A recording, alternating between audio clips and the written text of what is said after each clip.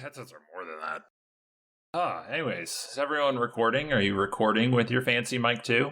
I am. That's recording now. good. I usually wait until we get past the technical issues before I click the record button.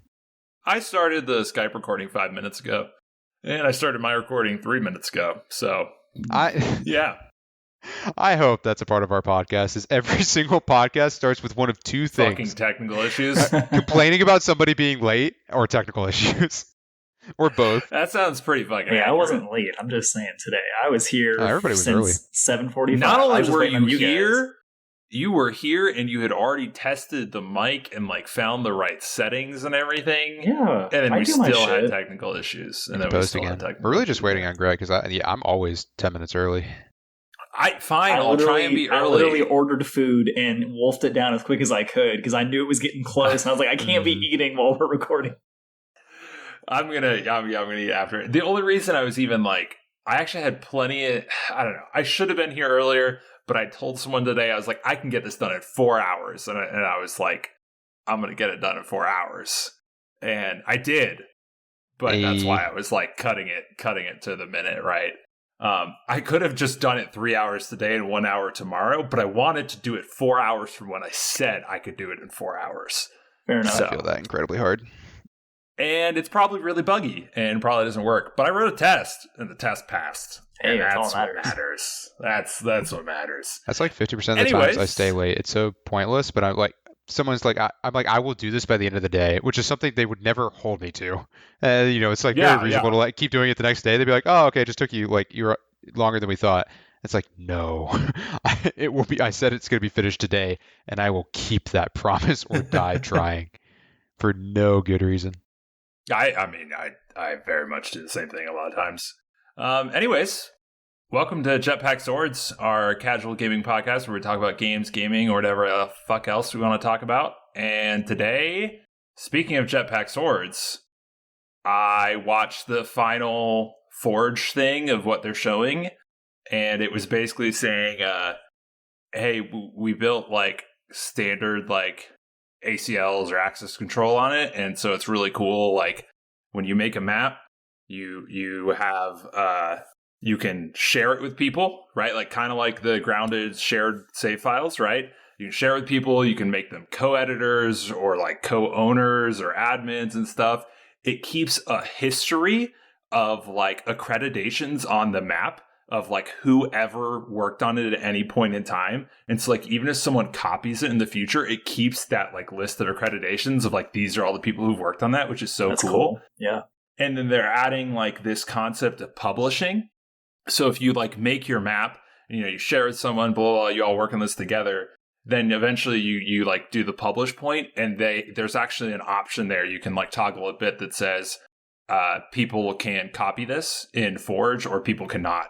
Right, so like when you publish it, everyone can play it. It's just whether or not can you make a copy of it and edit it in Forge. And so I think it's really cool. They're doing all this work to like, protect the like work that people put in, and then like whether it be not letting them copy it and take credit for it at all, or even if they do copy it and try to take credit for it, the list of accreditations at the end is still going to have your name in it, which I think is super cool. So everyone will know Jetpack Swords came from Wagacy is the moral of the story. Our kids are really going to appreciate those features. Yeah, I don't know. I thought it was really cool, and then I also today that I don't know when they showed that. I don't know. It was probably a week ago. I don't fucking know. But today was the announcement or the showcase or whatever of the winter event for Halo Infinite. And when they first announced this, I was kind of like salty because I'm like, you're pushing off season 3 by another 3 months because you're so incompetent. But I'm pretty excited by this. Co-op Forge, an actual XP system and multiplayer, Forge beta, which I'm assuming from what I can tell, the beta just means they have an excuse if it doesn't work, but it looks like it works really well, and like new maps from it. And like one of the things they showed in it was repulsor soccer or something. So like they have like a ball, you use repulsors to do it. So like kind of like obviously like kind of a take on some maps from like Halo 5. I don't know. I'm so excited. I love that comment. Like modern betas are truly like, we just need an excuse for this to be a bad launch. Yeah. just in case these beta. It's cool, guys. I mean, I'm super excited for Forge in like a month or two when people have their time to really sink their teeth into them. Yeah, so November 8th. November 8th is the date of, all of this stuff coming out. Perfect. Right? And so it's semi-sad because they don't have a custom game browser in there, but they do have their file browser and stuff in there, right? So like, you can play locally. Custom Packing Your Face is just like the custom game is like host a game, people can join the game in progress, right? Whereas the file browsers, you can still just go to like you can still go find top maps. Yeah, I thought it was like they did not give you yet the ability to go find other people's maps, which was going to be infuriating. And I would not have been surprised at all. Yeah, no, I wouldn't have been surprised either. But like come probably not November 8th because you're right, people need a week to make some maps for us. But like, longer. The first full weekend after that, I am going to make everyone play Halo with us, and it's going to be great. Yeah, I imagine we're going to have a lot of success helping people get on going into the Thanksgiving holidays, and we'll have even more success right afterwards when World of Warcraft launches. Yeah, see, no, that's why we got to do it that, like, the weekend before Thanksgiving weekend, like, that's the time. That's the money. It's just really difficult, like, the holidays in general, right? There's so many, because it's when people get gifts and, like, kids have time out, everybody has time. Mm-hmm. It's cold. People are playing games. There is so much competition now. There used to be, like, good Christmas competition, but usually it was just like everybody was playing Call of Duty or Halo, whichever one came out that year. Yeah. And now, like, there's so, it's just how the gaming space is now. There's a million different games, and all of them are so good, and everybody's playing a different one. Mm-hmm. Yeah, for real. It's so hard to get people to play games together because there's so many good ones. And then even though there's so many good ones, you have Mats who only play Call of Duty Modern Warfare 2019 and nothing else. New games come out more frequently, and good games are updated longer and thus kept alive longer. Like, there's just so much competition for players. But I was actually surprised. Patrick, I mentioned this to you. The other reason I opened with Halo for this is A, our name is Jetpack Swords, and B, I just watched those things today. But C, I actually played Infinite for the first time in a few months. Not a few months, probably a couple months. Let's be honest, probably a month. The other day, but the important aspect of it though was I played with the full team of 4, right? Like it was me, Matt, Doug, and Luke, and like, God, I fucking love that game. I'm so excited for the winter update. Like, I'm so excited. I hope I can get people to actually keep playing it. Like, once this drops, there's only going to be 2 things that I'm going to be looking for from them that aren't there, which is obviously the custom game browser, which they 100% said they're going to do. I think it's supposed to drop with Season 3 in March, but I can't remember. And then fucking assassinations. I still don't know how the fuck there aren't assassinations in that game. Like, it's so obvious. Did they say they're coming? Sell them to me for money. No, they have not They have had no update on them at all since the very beginning of we can't put them in. We'll look at it in the future, right? But there's been no update. Dude, that's not even in their backlog. I will fucking give them money. They already forgot. Don't understand.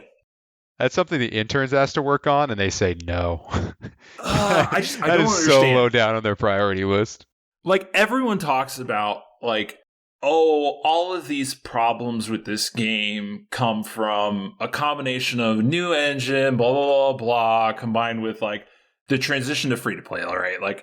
Everyone who's used to old Halo hates the transition to free-to-play Halo, right? Mm-hmm. And, I don't really blame them. A lot of the shit sucks.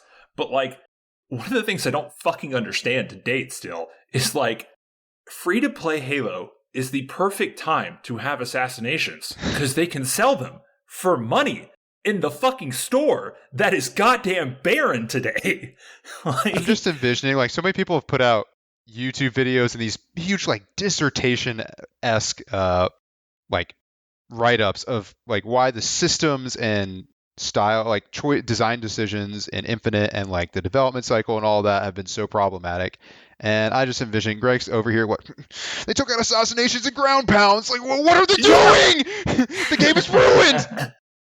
To be fair, I fucking love ground pounds, but I knew that was going away. I knew ground pounds weren't coming back. I had accepted that like a year into Halo 5. I accepted that ground pounds when weren't going to come back. Ending, and you were like, oh, I'm going to miss it. Every time you would get one, I'm going to miss it so much. It's so fucking satisfying. Like, I remember the Halo 5 beta.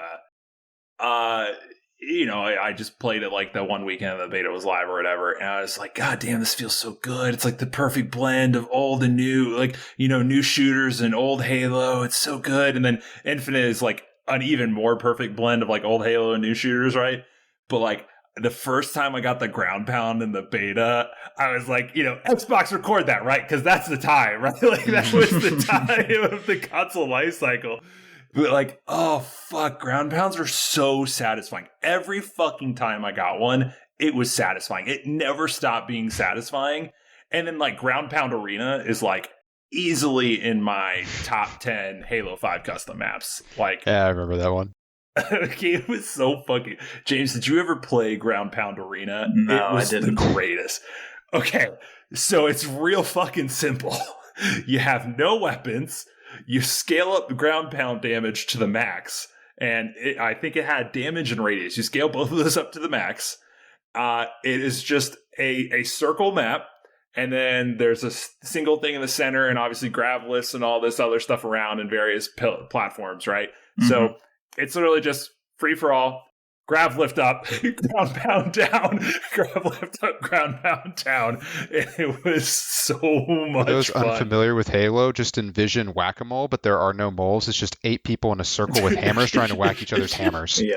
That's really what it reminded me of. Except not even hammers. It's just that you use your body as the hammer, right? So it's that, but then your entire body is just people trying to jump on top of each other repeatedly. Everybody's Mario, yeah. You're just trying to jump on each other. Yeah. Oh my god, the game was so good. I am sad ground pounds are gone, but like I said, I accepted that a very long time ago. I did not expect Infinite to not have assassinations, though. Again, I think I bitched about this last week. I don't get people's obsession with cosmetics in first person games because you don't see it half the time. Mm-hmm. Not half the time. You don't see it like 99% of the time. And so I just don't fucking get it. Like, don't get me wrong, like, I change around my Spartan or whatever, and, like, in Overwatch, the, like, couple of skins I do have from, like, before, yeah, I put them on, but, like, I don't actually care that much. Whereas, like, you fucking see assassinations. Like, that's something you yourself see, and not only that, but it's, like, it's that bragging right aspect of it, too, of, like, just, I don't know, give them money. SWAT was my favorite in Reach, because there was no radar. And I was already good at SWAT to begin with, but not having the motion sensor was also great, because assassinations in Reach were also my favorite. Yes. Reach to me is the high point. Like, I just remember us playing Jetpack Swords, and you would spend entire sessions just trying to assassinate me. You had no intention of trying to win. You were just exclusively following behind me, waiting for me to not be looking, for you to get just close enough to start the stupid dunk aerial animation on me, and I'd lose it every time. And it was so obvious too, because James would go from, not just James, everyone. No, but I remember me specifically doing it. I remember. But you would be talking, right? You would be talking, and then you kind of just stop talking for like a solid. Just get close, right? But you have no way of closing the gap. Yeah, I have to slow down for you to catch me if we're both moving forward at the same time. There's no like catch-up mechanic, so it's just that diligence. It's such focus and patience and diligence committed to that assassination, while everyone else is getting KOs and winning the game. It's so fucking funny.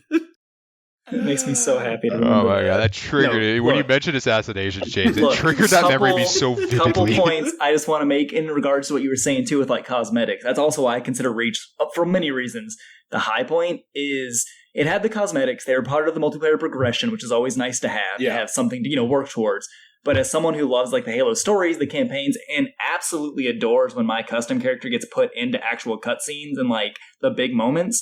In Reach, you play as a, unnamed Spartan of like the team that's like the main team, and you get to see yourself in all the cutscenes, and it's so well integrated. And I know it's like a small thing, but as someone who is super important. I love, obviously you guys know I love world building. I love immersion in games. Reach to me is perfect. It has all the immersion, the great story, the best music, the assassinations, the fantastic multiplayer, had the best forge and custom games. Like Reach was, there's a reason Bungie went out with the best one they had. Oh like, yeah, they went out literally with the swan song to the entire franchise. It's fantastic. So and like I liked 4 and 5, and Infinite's fine, but like nothing has come close to Reach for me. Infinite, I have high hopes. With the winter update, I have high hopes for it looks better being good. I mean, I feel like it's going from still no assassinations. I feel like it's going from early access to full release when it should have been full release from the beginning. That's exactly what it is. You know, for a small studio or like a Kickstarter thing is whatever, but for Microsoft's console flagship title that they've had not the even entire just console run anymore, full blown flagship. Oh yeah, you're right. Like Steam literally their flagship title and franchise, and it's okay. Like, it's not great. It's fine, in my opinion. Man, that's my opinion. I know that people like it a lot more than I do. I bounced off them, campaign super hard, so So I was watching... I think it's going to be super fun in co-op. As I was watching the thing, I was like, damn, this actually looks like a ton of fun. As long as they do it mainly because, open world vehicle co-op, that's that combination that I think will be really fun. It'll be a great, dick around co-op campaign-y thing. I will say, especially James's perspective, you really like narrative and world building in your campaigns. Infinite is a little weak on that one. Oh no, sure. And the thing is I love open world, make your own fun games too. I love Just Cause 2 and 3. I didn't like 4 as much, but I love Just Cause 2 and 3, which are literally make your own adventure in this massive, stupidly sized map. And as a kid, full honesty, I would usually beat open world games, and then I would just make shit up in my head for why I continued to play them. If you guys ever heard of or played the original Mercenaries and then Mercenaries 2, fantastic. Yeah, I don't know if you all remember Pandemic Studios. They're the ones that made Battlefront. They were the ones that made Destroy All Humans back in the day. And they made Mercenaries, which was an open world third person shooter. That was fantastic. Super good. I've played the first Mercenaries recently, and it's a original Xbox PlayStation 2 game.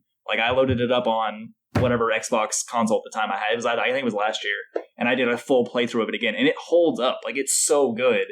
And when I was a kid, I would absolutely do the thing where I'm well, I'm gonna do this today. This is my story that I'm gonna follow today.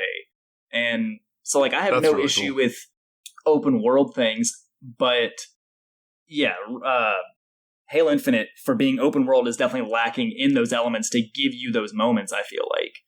And I think Halo specifically really relies heavily on the full orchestral complement of having the set pieces with the music and the visuals. Yeah. And there's definitely levels that are more open-ended where you do have those fantastic vehicle segments, especially in co-op.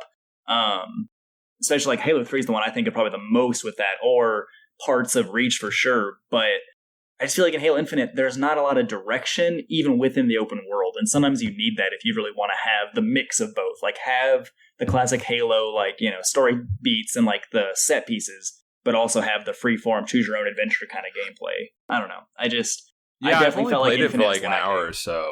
I played, I think, 3 hours, maybe. I don't know. Okay. I wasn't super into it. Yeah, I can't recall if any of the stuff the high-value targets or any of that, if you get that sort of you're approaching the high-value target, so crescendo. Everything swells up. Yeah. I can't remember. I had some moments where you load up a Warthog with Marines or whatever, and it's cool, but it just doesn't have the same punch. And obviously you're going to get some of that diluted just because it's a different studio, open world. I get the trade-off, but I don't think it paid off very well on Infinite, personally. So I don't know. Outside of the campaign moment hits, it's pretty dry. It's something a lot of the other big open world sandboxes, the trap I think they fall into, where you kind of just roll up, just playing pretty even. There's no change in tone or pace as you approach an event, and a pretty cut and dry voice comes on and gives you a 3-sentence explanation about why you're about to kill that thing or capture that important point. I think, not to bring up Mercenaries again, but I love Mercenaries, one of my favorite games of all time, top 10.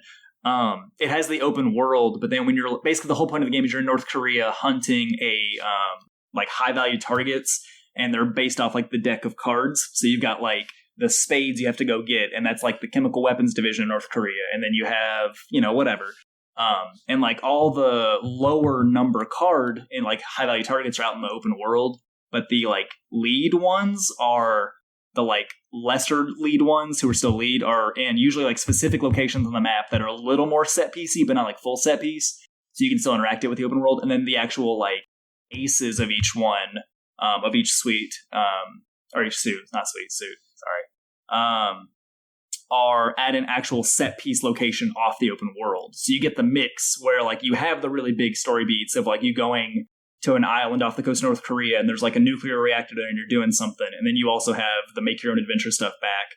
And I think Infinite could have had more stuff like that, which it kind of does, but I think it could have had more of stuff like that. Yeah, no, I think it's very fair. I mean, I think there's a very long list of complaints. Oh yeah, and like I've enjoyed the multiplayer. Like it's fun. I just don't think it's like I said, I only played about an hour, and yeah, it didn't get me or like catch me to the point where I was like, I want to finish this, but I did. I was like, I'm just gonna wait till co-op, right? I was I felt like. And obviously, the thing they showed today made me again feel like it would be fun in co-op. But obviously, the thing they showed today is, they picked, very obvious, fun-looking clips of course, like person driving their friends off the cliff in the racerback. No, I'm sure Jacob and I from last week's episode will definitely play it when it like fully drops, and we'll give it a shot. So, segueing, I'm surprised you guys didn't want to power through the campaign. I'm surprised I've probably played the most of the Infinite campaign than the three of us, just because I think I've played probably the least Infinite, and I've definitely played the most of the three of us overall. Oh, for sure, right? I played a good chunk of multiplayer. But I just want to figure out what happened with Master Chief and Cortana. I was doing nothing, because I had a similar impression. I was like, I don't want this to get spoiled for me. I don't want to see some like random Reddit post or like something online that like, or something on YouTube that like completely spoils what happens. And so I was just powering through campaign missions. Like I would do literally nothing else because I had a very similar lukewarm reaction. Even when I was playing, I wasn't doing the campaign missions, right? Like I was dicking around trying to find the collectibles on top of stuff and like, just doing like kind of like very much sandboxy, almost platformery things, right? In the sandbox. I think I did the first one. No, it's not true. I did the first one after you get out of the first mission, right? Because the first mission, you start in a very standard classic Halo mission when you get out into the open world. And then I did the very first one after that where, like, I think you, like, fight a brute or something and, like, you end up climbing a tower, essentially, and you fight him at I think that even speaks to it. That's even the thing right there, is you can't even describe it as you would describe, like, an old Halo set piece. You're like, I think it was a brute in, like, a tower. You can, like, at least for me, like, I can go back and be like, these are exactly what happened in these old, like, the old Halo To be fair, I can't do that at all, especially for 1 through 3. That's fair. I get that. 1 through 3, even Reach, the only thing I can remember in Reach is, I remember 2 things in Reach. One, the scene where it's at nighttime, you have the sniper, and Nightfall. There's the moment where you get to jump off the cliff and assassinate a grunt to land.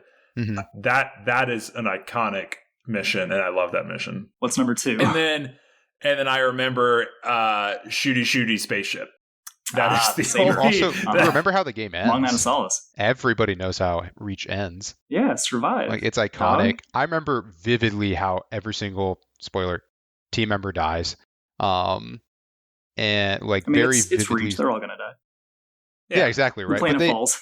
As opposed to like most of the other, and I remember a decent amount about the 1 through 3. You're talking about like iconic moments with music in the set pieces of Halo, and immediately I thought of the mission, you driving out of the exploding ring at the very end of Halo 1. Okay, I do remember, which is also in 3. I do remember the Warthog runs. Warthog runs are classic. Halo so much. Mm-hmm. Like very specific. Like, the Halo 1 one, everybody knows. Like you play that music, everybody immediately thinks of it. I mean, I know I'm biased because I actively listen to the Halo Reach soundtrack still, I can mentally, I'm seeing me playing it while I listen to the soundtrack because, like, Reach is so important to me, like, personally. I adore Reach, and I know I'm biased, but I really think Halo is, like, with the music and the visuals, it does something to the brain and syncs it together so well. It's very good.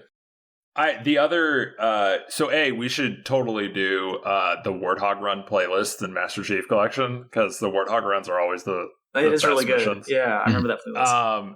And then I'm trying to remember the other iconic scene I can remember from Halo is I'm gonna give their bomb back to them. Oh yeah, it's 2. Yeah. I think I even knew it was 2 actually. What if you miss? I won't. Boom. And he goes. Super fucking cool. No, it's so good. I have rewatched some of those cutscenes because of their. I don't think I would play through the full campaigns again. Jacob and I do every year, which also might be why all the Halo campaigns. Yeah, 1 through 3 at least. Yeah, of course you remember. Well, I'm just saying it's important. That's what I'm saying. It's been a fuck long time since I played those. Microsoft's flagship. It made modern, the current version of first person shooting multiplayer. Bungie did all of that. They did all of it. Yeah. They made campaigns the big cinematic. We had Medal of Honor and Call of Duty with World War II, but to do it with something that's not grounded in human real life history that you get to relive, I don't know. I mean, we literally have a podcast named after Halo stuff. There's a reason for that. For sure. I mean, you were talking about how reach is important to you. I mean, I think reach is important to all three of us, right? Podcast name being an excellent example of that, right? I love Halo 1, 2, 3, ODST, and Reach. They are fantastic. So good. ODST is the only one I haven't played. Played the rest. Oh, ODST is so good. It's over ODST. It's really good. I legitimately believe ODST is better does a good job of doing open world plus the scripted moments. There you go. There's the example. Yeah. ODST is open world. That's a lot smaller scale, open world. But yes. Yeah, but still, because it's in a city and it's dense, but it's still an open environment you can explore. Go seriously, dude. ODST is, in my opinion, better than really 1 good. I was about to say the problem why it's probably unlikely, right? Just because I haven't replayed the Halo games. There's just so many other new games I haven't experienced. Oh no, that's fair. That's fair too. But you should go play ODST. You should go play ODST. It's deep down. I mean, there are other games. I'm still working through the current backlog of games, and I still need to go play one of these RTSs that I've been talking about for. God, you got to get Dawn of War, man. Dawn of War's so good. I know. You told me to get it off the sale, and I didn't. Editing that episode, yeah. Because I'm always a week behind. Segueing off of Halo, James, you mentioned something earlier. One of the things you liked about Reach was that, which I didn't remember this actually, that the cutscenes in Reach include your multiplayer Spartan. Yeah, it's so cool. I can't believe I didn't remember that. Yeah, I fucking love it. Right, it feels like. I feel like Infinite should do the same thing. Sorry, I want to segue off of Halo. But I'm going to finish the thought real quick. I feel like Infinite should do the same thing. I mean, they have the whole, your Spartan, your AI, all of this. They even have, a multiplayer story, right? But it's Master Chief's story. No, it is for sure. You're right. I don't know. You should find your multiplayer. If they did a Halo story and they let me be Pink Master Chief, I'd throw my Xbox out the window. This is unacceptable. No, you're fucking right. You're fucking right. I don't know. I think your own Spartan, your own stuff would have fit better for what they were trying to go for in Infinite, with it being a live service, and not that I feel like we're beating a dead horse with Chief at this point. He has his story and that's fine, and it can run parallel, but I don't think it needs to be the only thing. It's like Star Wars. Star Wars is so small. Maybe they just need some story DLC that does that. Sorry, I'm heated today. No, you're good. I think we're all energetic today. I mean, if you look at the story they tell, they definitely more or less elected to forgo that opportunity, because most of Infinite's story, the initial part of the story... You're implying I know what the story is. I haven't played shit of it. This isn't even really a spoiler. A big part of it, because you see it's the very first cutscene, right, as he gets thrown into the water. Yeah. He gets fished out of, wherever. So he's gone for a while. And a big part of that initial part, you have to have seen it in the first hour of gameplay, is him kind of walking through everything, the big loss that humanity suffered, and he sees all these Spartans, all these dead. So these all could have been the custom stories, the stories of your custom characters. I think story DLC with your multiplayer Spartan is something that they should do, and I honestly bet Spartan Ops again from 4. Oh yeah, that too. Which were weak stories, but it was cool to have this little multiplayer co-op campaign. Mm-hmm. But no, I mean, like I said, they're doing a pretend multiplayer story anyways, and you are your Spartan then there, right? And yeah, no, like they should do some story DLC where you play as your own Spartan. Like that'd be really cool. Anyways, segueing off of Halo. No, go ahead. I'll stop. No, Jason. Last thought. Go. I was just gonna say they've the direction 343 has taken with like the Spartans being basically like super ubiquitous, where like anybody can become a Spartan now. Literally, like any regular person. And I know this is a dumb world building thing, but anybody can become a Spartan now. So, like, it definitely seemed like they were trying to take it more the direction, like, since everybody can do this, you can be one, and you can play as one now. It's like the Guardians. Like, anybody can become a Guardian in the Destiny universe, technically. You just have to be dead, and then a ghost revives you. But, like, anybody can become a Guardian. And be chosen, but yeah. Yeah, you know, so... No, and I think that's fair. Because what I think is interesting is they built that... Like, that plays its own role in the universe and the story, right? Because there is the... I don't even know what it is. Like, I guess the dissonance or the like, oh, well, you weren't kidnapped as a child and raised from birth to be a super soldier. So you're not, you know, like that actually shows up in the universe, which I think is like, I feel like that was a very good way to do it. Anyway, segueing off of Halo. Yeah, please. And custom Spartan in Reach. What other games can you guys think of that do that give you your character in cutscenes? Because there's one in my, as soon as you said it, there's one in my head. And I think Dragon's Dogma does, which is also a fantastic game. Dude, what is the level? Actually, I guess both of those have a fair, well, actually, I don't know about Dragon's Dogma, but Elden Ring definitely has obviously a fair bit of like character customization. Yeah. Not even necessarily making a character, but obviously the armor you wear and everything. The example that I immediately thought of is the Dead Rising games. Yeah. And I fucking love it. Like just showing up to, you know, like some like serious quote unquote, you know, cutscene or whatever, and you're just standing there and you're like, you know, Pac-Man helmet in your underwear. Yeah, this is why people don't do it, by the way. This is why they don't. Because you said that, and the first, like, I started laughing because the first thing that came into my mind is when people do it in WoW, and you'll be a druid, and you'll turn yourself into the stupidest looking chicken, and who's being treated as the savior of the world, and it's like, cool. This is the moment that the narrative designers were hoping that's for. Why you do it within the confines you as the developer set. So like in Halo and Reach, you know, there's a set amount of armor and all of it fits within the aesthetic. That's what you do. That's canonical, yeah. Whereas most other games, can you guys think of any others that do it? I mean, goofy like Dead Rising, or I know they exist. I'm actively playing Tiny Tina's Assault, which does exactly that. Yeah, it does do that. Okay. I have that too. Yeah. Solid game. I haven't played a ton of it, but it's fun. What are you playing then, James? I haven't had a lot of time to play because of the personal reasons that we discussed earlier off the air. Mm-hmm. I've had maybe like 5 hours, 6 hours total since the last podcast for myself. Oh, wow. So I've been playing Demon's Souls because I got the PlayStation equivalent of Game Pass that they offer now, and Demon's Souls is on that, and it's fantastic. Oh, what do they call it? PS Plus? Game? Wait, no, not PS Plus. PS Essentials? Is that what they call it? There's 3 tiers, but yeah, it's like Essential, which is the base one or something, and there's Extra, and there's like Premium, which is like the one that has the classic. They're all PlayStation Plus. Yeah, the middle tier has the Game Pass equivalent, which has like a pretty good catalog, and then the Premium, like max tier, has the classic catalog also for like old PlayStation games, which is a weird distinction they've made, but whatever. I was going to say, I remember when they announced that, I was like, cool, so if I got a PS5, I'd get the middle one. Yeah, that's what I did. It was time to renew, and I was like, I'll just do this and save money. Like, why not? I'm going to buy these games otherwise. The top one, when you play the PS3 games, you still have to stream those, don't you? Right? Like, I don't think you can back play in the them day. natively. I don't know now with the new service. I don't actually know. I know the Game Pass equivalent I vaguely recall you download, still have to stream I think you do have to stream them, I think. Which is lame. Yes. It's definitely a step back from Game Pass. But the middle tier You know what is else great. is fucking lame? I'm pretty sure I'm going to have to buy Modern Warfare 2. I'm like, you were going to get it it's anyway. going to happen. Well, I mean, yeah, but I want to just play it on Game Pass. But like, I'm pretty sure either the acquisition. Well, the acquisition is definitely not going to close. That it's going to be a couple of years. Sorry. Yeah, apparently there is. So even if magically the acquisition closed the day the UK pulled their head out of Sony's asshole, and then approved the acquisition, and it closed today.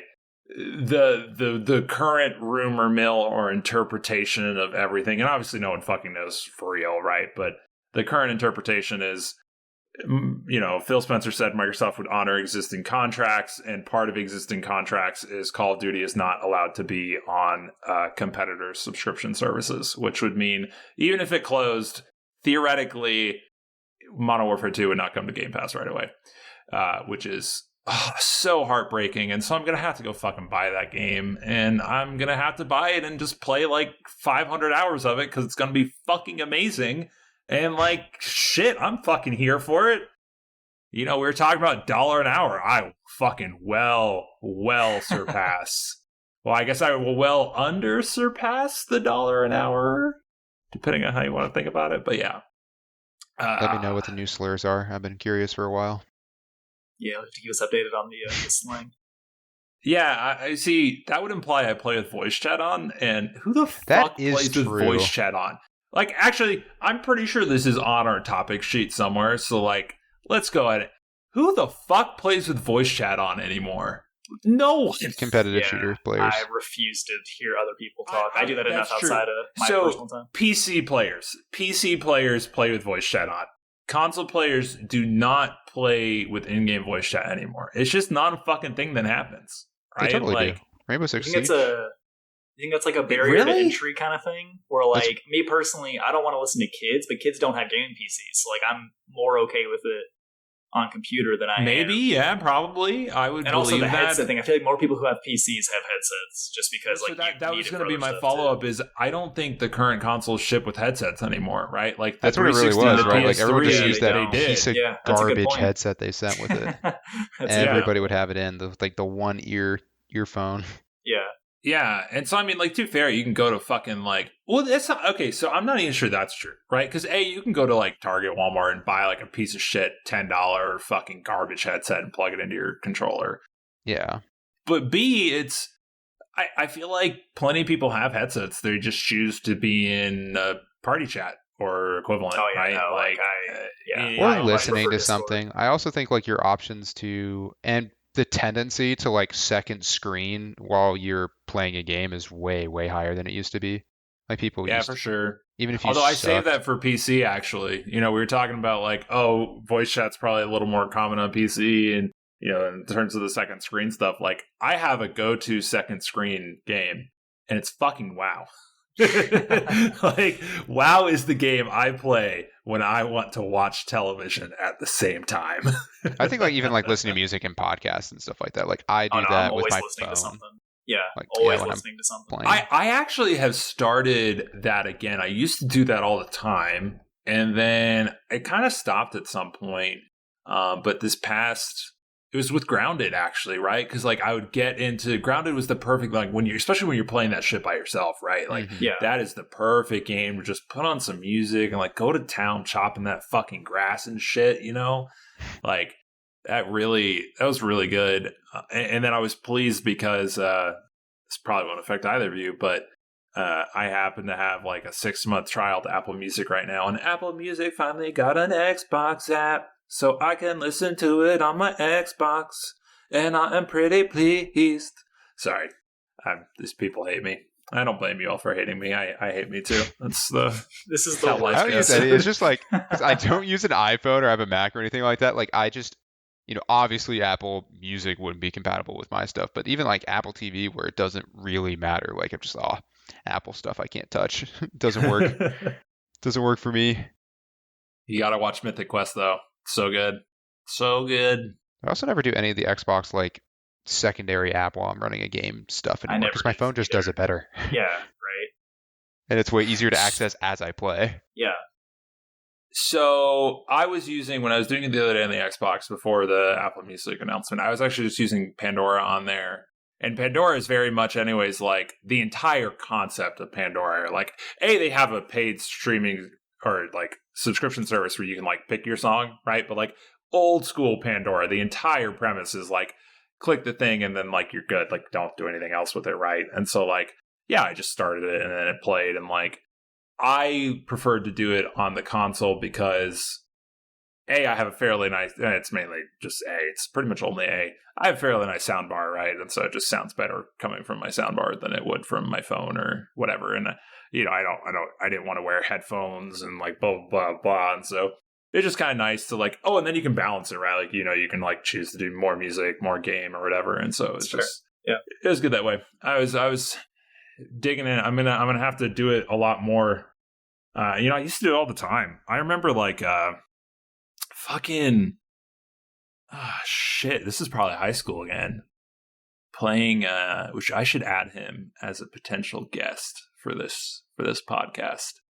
I think it's Black Ops 1, maybe Black Ops 2. I was very good at shooters then. I'm still pretty fucking good at shooters, right? Like I'm still pretty good. But narrator, he was not. I am. I'll whoop your ass. I mean, what can I talk? I'm easily the worst. I mean, I'm not god tier. I'm not great, right? But I'm solidly above average. Anyways, in high school, I used to be like more than solidly above average, right? And so, Black Ops 1 and 2, there was a lot of times I would play with Alec, and we would do the classic. You run Ghost, you run Ninja, you run. It was the Galil, I think, with the suppressor on it, and you basically just run around the edge of the map and you go pew pew pew pew pew. Anyways, great game. Fucking love those games. So excited for Modern Warfare 2 2022. Oh, you can just call it Modern Warfare 2022 because it's got 2 in it. Anyways. Sorry. We have to delete this episode. between my rants and that. I disagree. I think this is probably one of our best ever. I want to go back to Halo. I thought I was ready to leave Halo after 35 minutes talking about Halo. I'm ready to go back. Some of the deep lore from the books, I can talk about it. No. Anyways, the moral of the story is the effect music had. Like, that was another time where like I would listen to music a lot, right? Like either playing the game by myself or with Alec. And Alec and I had this is a good semi-tradition, right? If we throw back to when we were talking about traditions. I don't do this anymore, right? But in Black Ops 1 or 2, whenever Alec and I, Packett, you're smiling. Do you know this story? No, I'm just envisioning the tradition is we used to have this really fun tradition where we would bully people in a lobby and then send them GG easy through Xbox messaging. It was a really fun tradition. We used to do it once a year. This shit's really fucking wholesome. All right. So whenever we would start doing poorly, we would start playing and sing along to Always by Erasure.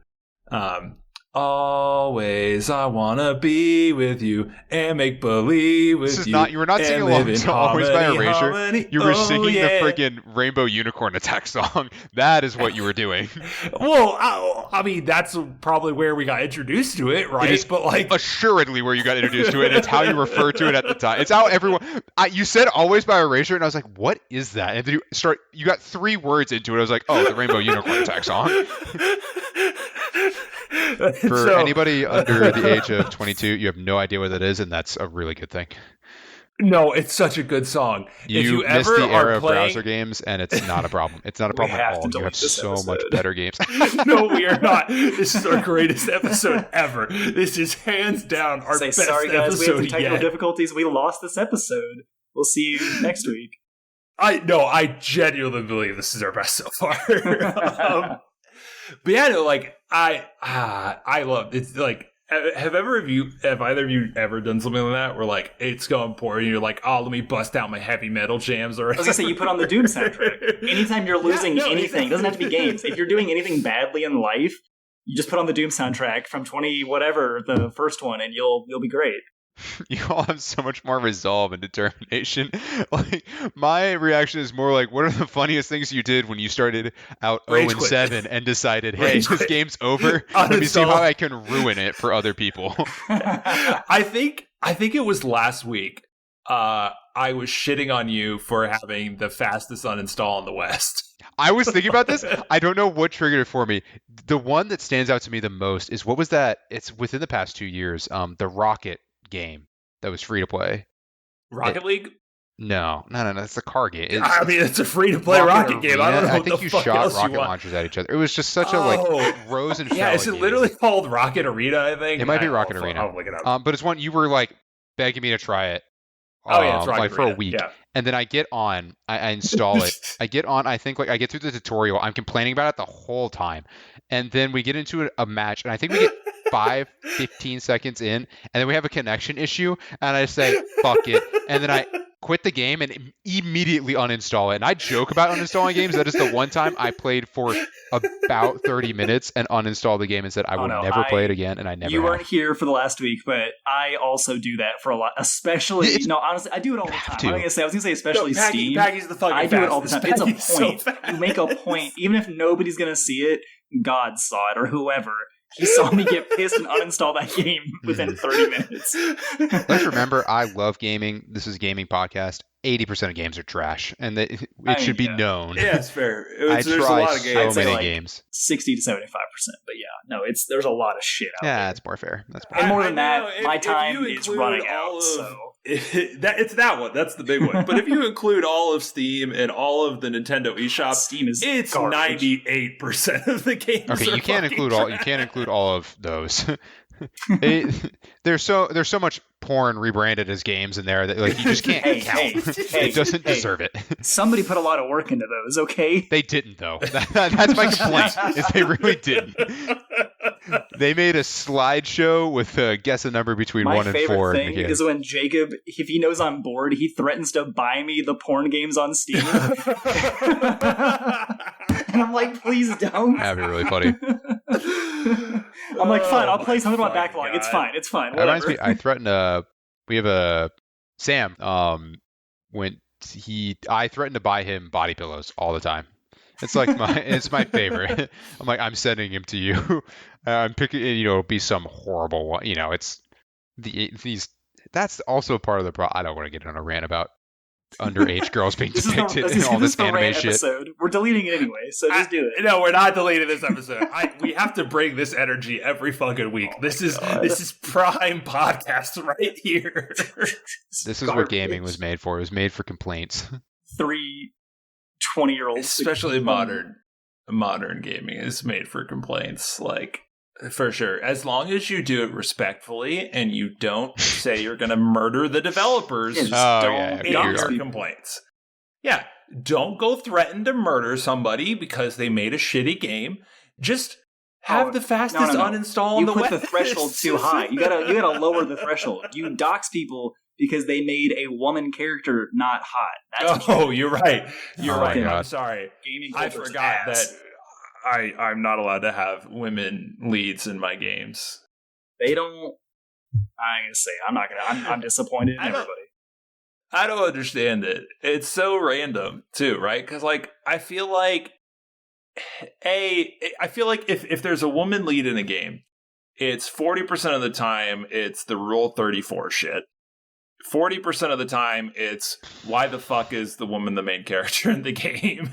And then the other 20% of the time, it's just actual, genuine appreciation and nothing creepy. It's just it's a good character. Yeah, right? Just taking the characters that are a mix of all of it.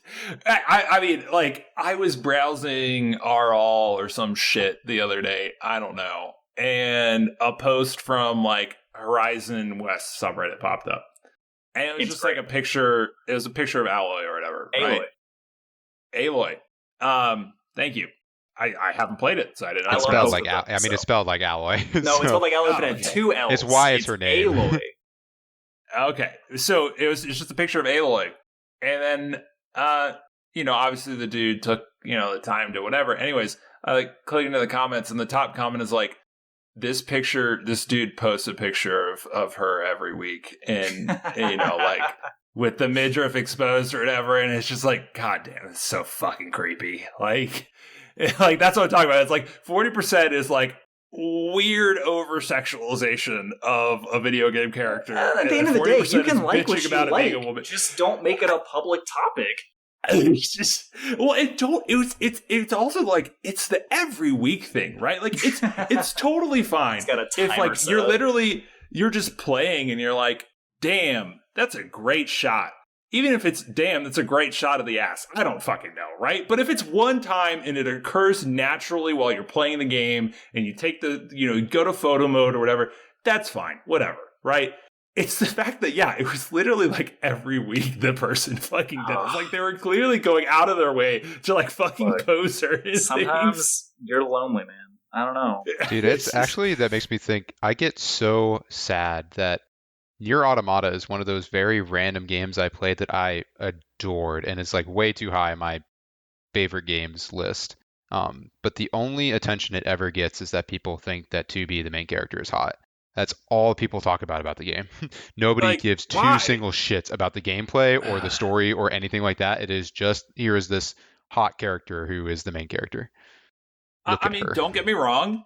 Like, Crystal Dynamics made Lara Croft look hot in Tomb Raider. And like, sure, I appreciate it. Whatever. That's fitting for the character's like legacy. Yeah. Though. Yeah. I'm not saying they had to or didn't have to, but like that fits at least like the established legacy of the character. She was a sexy set of polygons, let me tell you. I mean, Angelina Jolie played her in the movie, so they knew what they were going for. So it all, but yeah, it's all like one legacy. So, you take a moment to appreciate it, and then you move on with your life. Like, don't fucking. I just randomly. Do you think the people at Crystal Dynamics are a little unhinged because the death animations they give Lara in those games, the modern ones, they're pretty brutal.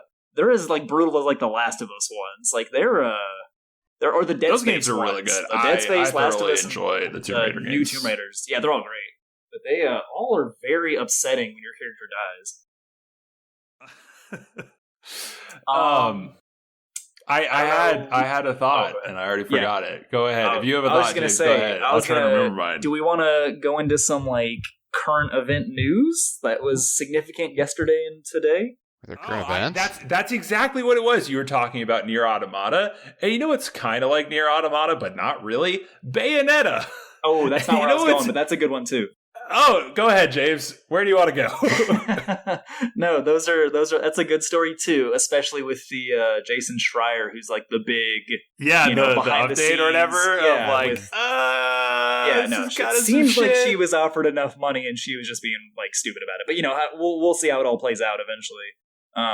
But I was going to bring up the Resident Evil showcase yesterday and the Silent Hill showcase that wrapped up like 2 hours ago today. Oh wow. Yeah, wow. So I didn't watch much of the Resi cool? ones, just because they only seemed like they showed two things. But Silent Hill, which has not had a like main game in forever, we got PT way back, which was supposed to be like the playable teaser, hence the name PT, like leading up to a new release, but then it just never happened. I think even like for a bit, was it Guillermo del Toro was working like helping make that or something? Or like providing something for a show or a movie. I don't remember, but like it's been years since we've had like anything Silent Hill related.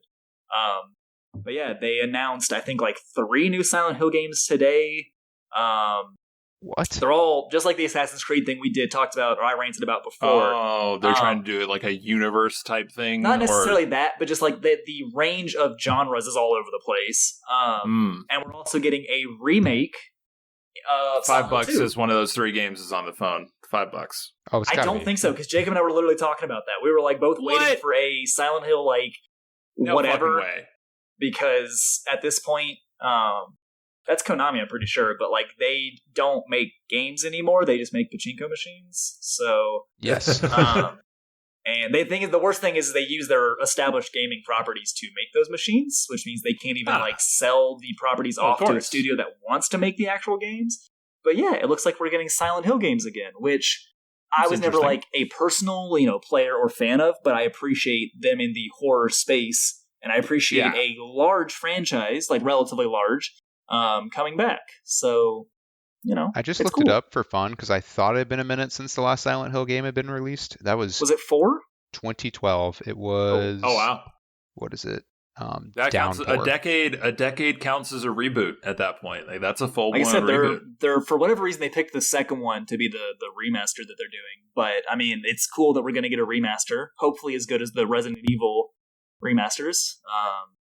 Those really went well. Yeah, no, they're super good. But yeah, what you don't want just the GTA running through a 4K upscaler remaster? At best, I want a Demon's Souls remaster, or I'll take a Resident Evil one. also. The GTA remasters is fucking dog shit. They're literally worse than the original games. Like, it's so insulting. I mean, someone has to show Rockstar at some point that if you just keep shitting out whatever, people will not buy it. Because thus far, they pretty much put out whatever and people buy it. I was going to say, people keep fucking buying it. Yeah, like, they have no reason to change their practices. Did we talk about the GTA 6 leaks? We didn't. The 10-year? Which women leads. Like, stop. Like, seriously, that was the thing, right? Like, that shit, the leak happened, and people were like, why the fuck is the lead character a woman? And I'm just like, what the fuck is wrong with you? I'm going to say, if you, for any of the series where I would predict people would be toxic about it, like, Grand Theft Auto and Red Dead Redemption would be the two I would pick. No, Red Dead would be okay. If you got to play as Sadie, that would be a really good Red Dead game. If you picked an existing character, but if they just, like, spun up sure, if they made a new one. But yeah, if you got to play as Sadie, though, that'd be sick.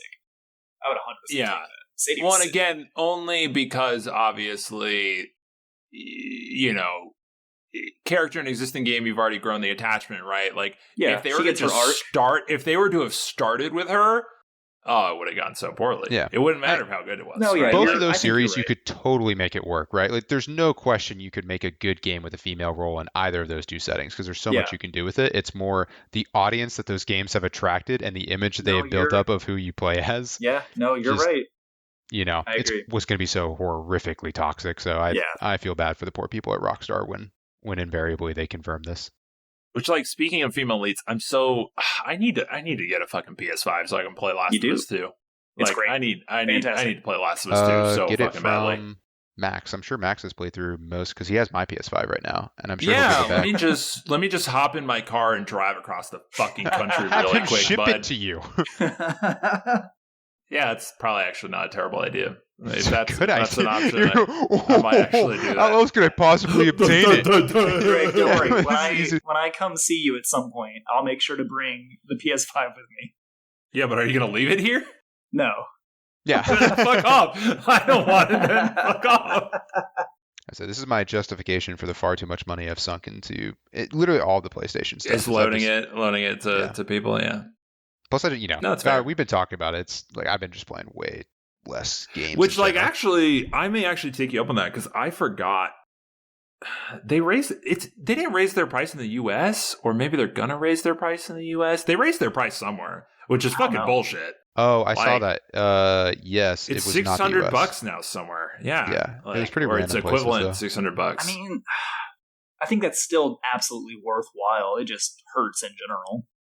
Not the best time to announce that. It's like I was gonna say it's. Did we talk about this here, or did we talk about it just like in my personal life? But like the game general price going from 60 to 70, like that hurts. We talked about it a little here. Yeah. I was gonna say that's been a long time coming. Like, we were spoiled for decades. Well, and I think that's why the console price hurts, right? It's because the whole point is you subsidize the hardware with the game price, right? And so Sony in particular, obviously spearheading the $70 games. Combined with then raising the price of the console, I don't know, it sucks, right? Like, do one or the other, maybe not both. I don't know. I mean, it's a powerful console with a good library right now, and it's still cheaper than getting like a computer of the equivalent. I was gonna say, if you compare power, it to a PC, right? Like, it's still a good value there, right? Yeah. Like, especially because you can get, like, if you could choose, Sony games on the PC, which like there's a ton of. They just dropped the Uncharted collection. Literally, I was looking at that. I need to set a watch list or a wish list for that. I would skip the first one personally, but 2, 3, and 4 are fantastic. But like, if you have a choice of that or just getting a PS5, like PS5 is still cheaper and more user friendly, as we talked about last week with technical issues. And haptic controls are actually different. Like, haptic controls felt to me like the biggest console generation diff. I really like them, like, a lot. They're so good. They just, like, as compared to both Xbox 360 to Xbox One, I don't know how to label each generation, but like 360 to One to Series X, like, it's all just a graphical improvement. Same for PlayStation, except for they added in that haptic thing, which actually changed the experience of gaming, like, which was really nice. It's what we used to kind of expect from a new console generation. Well, and I would say, I think I would mostly agree with you. I would say there was a slight bump between 360 to One with they put haptic or rumble motors in the triggers on the Xbox One controllers, and they're still there on the Series X.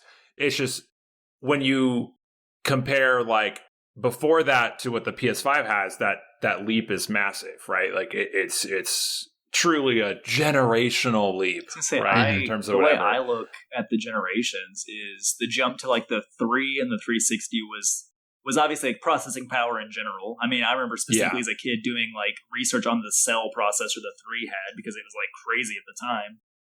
But also the motion sensor, like, that space opened up with the 3 and the 360. Well, that space opened up with the Wii. I mean, sure, same generation. They were the big one. Yeah, exactly. Yeah. Same time. Yeah, I would jump to the 1 and the 4 being like the advancements in multimedia presence in general, which, coincides with like streaming services, all that fun stuff. Massive. And then I would say now, I mean, the haptic controller for the 5, and I don't know what I would say for the Series X beyond just being like a small, for both, affordable, solid state drive system. For both, right? That's the other big one. That's the biggest one. Yeah, it's so ubiquitous for me now. I forget about it.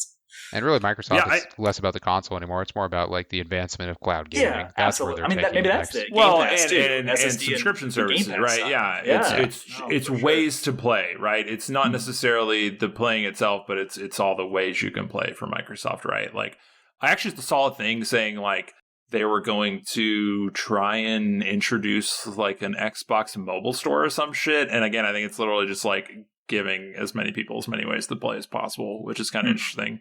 And that was part of the actually, their motivation for the acquisition too. Is my impression is obviously like if they did that, they'd probably like maybe make Diablo Immortal and like Arclight Rumble and stuff like that exclusive. I don't actually know.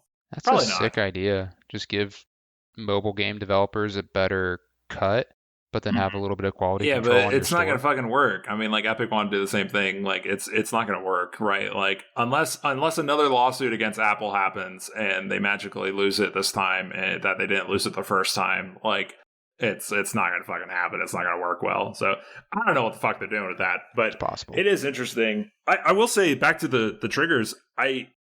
They got so underutilized on the Xbox One. The only thing I like actually remember thinking like, oh, this was great was racing games. When you play a racing game and you like slam on the brakes and it's, you get ABS, right? You could feel the ABS in the brake in the triggers, right? Yeah. And that was the only time I ever felt like something used those rumble triggers in the Xbox One. And then now like the PS5 equivalent of that with like the bow is like the tension of the bowstring is that, but even better, Modern Warfare 2 right? beta, and like Modern Warfare 2 has it, and that's a cross-platform game that they put the work in to have the haptics on the PS5. Did you? Great. Speaking of that, James, you were complaining about third person. Did you see that they are changing how the third person works? Are you happy with that? Mode. Yes. I mean, I'm still going to get the game eventually anyway, but I do like that change. I'm probably gonna go pre-order it as soon as we hop off this podcast because I got a Slick Deals alert about $10 off or some shit. So is this Call of Duty again? Yeah. Okay. Wait, you just earlier in this podcast, I've already accepted exactly. I've already accepted that I'm gonna have to fucking buy the game. Like, this is the problem with the internet, by the way. This highlights so well. Greg is that guy going off in the comments about how horrible this is and like all that while he's buying the game. No. My complaint is not that I think the game's gonna be bad and like this game is trash and you shouldn't pre-order because it's gonna be trash. The game's gonna be fucking phenomenal. And I just didn't want to pay money for it. I just want a Game Pass, right? Like, I just wanted it on Game Pass. That's the only fucking difference, right? Like, that being said, because of Game Pass, again, I don't remember the last time I pre-ordered a game. Not just because of Game Pass, because of Game Pass combined with, like, all of these fucking games are going free to play anyways, right? Like, between the two of them, I don't remember the last time I fucking pre-ordered a game. Huge decline in initial quality of products when they release, I feel like, in AAA and AA games. That'd be why I don't do it anymore. Actually, I've just been so massively disappointed in the random games I pick for it. I will say one thing in general is I remember being a kid, and when a game was broken, if it was like on a console, it was just broken. you didn't have patches to update things. So I will take some of the trade-off now of at least things can be on the fly updated and hopefully improved instead of you just being like, well, this is just my game now. And games just get to us faster. That's true. I the other day, so Peggy, I've mentioned this to you. I do Microsoft Rewards, which is probably no surprise to anyone. But yeah, I'll take free fucking money. Anyways, there's a thing this week, and it was like, oh, go get an achievement in Plague Tale Requiem, and that launched this week. Mm-hmm. All right, either you guys gonna go play some Plague Tale Requiem? I watched the story trailer, and it looks so good. It looks so good. I was waiting for reviews, but I mean, I enjoyed the first one, and I specifically was playing the first one to get ready for the second one, so I'll play it at some point. It's just going to get added to the backlog with, everything. I think else, the reviews I saw were it's good, but it runs badly. That's what I've seen too. Yeah. So, which is kind of lame. It's kind of lame that it still I runs think that poorly. Fits a double A studio. Yeah, like they always have really good ideas and usually good, like in general, technical know-how of making it happen. It's just the finessing can be a little difficult sometimes, like the actual QA stuff. I guess I don't know. That doesn't surprise me though. All right, until Games Pass starts paying us, I refuse to continue to advertise their service. Let's wrap it up. Let's call it a day. I'm done shilling for Microsoft. Yeah. It's pretty sad. On that note, I think we can go ahead and end it. And James, I know obviously you've got a lot of shit going on, and I appreciate you popping up. And the only thing we didn't actually touch on, but we briefed on, is the Bayonetta shit, fucking wacky. I know. Just go look it up. It's wacky. Because it's that classic he said, she said, and then it became he said, they said, or she said, they said, and it's it's fucking wacky. I trust Jennifer Hale. She's a longtime veteran of the industry in voice acting. She voiced Female Shepard, and she gave a very professional response because I'm sure a lot of fans were giving her shit, thinking that she scalped the role, which is like fucking stupid. I mean, her response, part of it was literally, my reputation speaks for itself. Yeah, which exactly. is true. It's totally fair. Yeah. Like, I don't know why people are being dicks about it. Yeah, no. Anyways, that shit's wacky. And go look it up if you haven't seen it. And adios, everyone. See ya. Peace. Bye.